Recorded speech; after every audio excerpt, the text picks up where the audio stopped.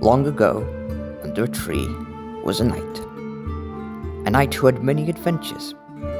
Some would say, especially himself, that he was a hero. I caught the fastest of goblins. I rescued a kitten from the tallest of mountains. And I slayed the scariest of dragons. But most importantly of all, I got so much gold. He was a man of vain above all else.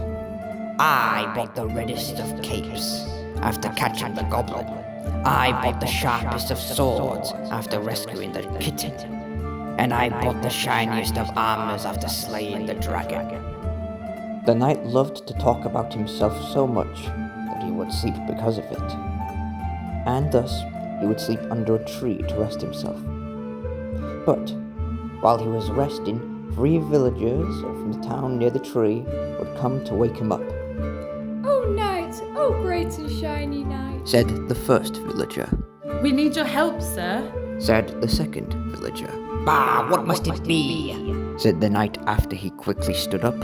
Is it so important you all had to ruin my most beautiful of slumbers? The third villager cleared his throat and said, "Yes, quite. Our village is soon to be destroyed by a raging monster." The monster had the sharpest of claws, the pointiest of ears, and he was so tall that even the village would look small compared to him. And thus the knight pondered and said, I will. But you will have to pay me in gold immediately. The villagers were shocked and looked at each other. Eventually, the first villager would speak up. "But we do not have gold right now." What? Then why did you so rudely wake me up if you're not even going to pay me? The knight was appalled by the idea that someone would wake him up without compensation. "Because you are a hero, and a hero must help." That is the silliest and stupidest thing I've ever heard. Get out of my sight. "But knight, we cannot survive without." Enough! Leave me to my slumber. The villagers hung their heads in shame as they went back to the village, knowing that they would have to say to the others the village and thus themselves were doomed.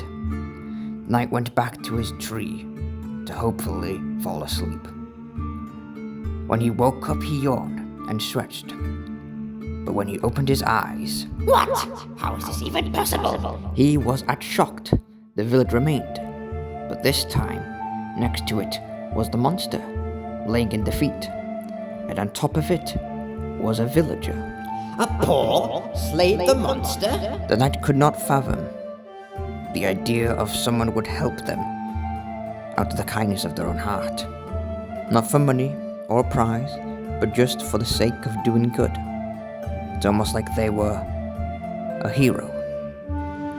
The knight hung his head in shame and took off his cape, sword, and armor, believing he could no longer call himself a hero. He could no longer call himself a knight. But you know who could? The villager who slayed the monster.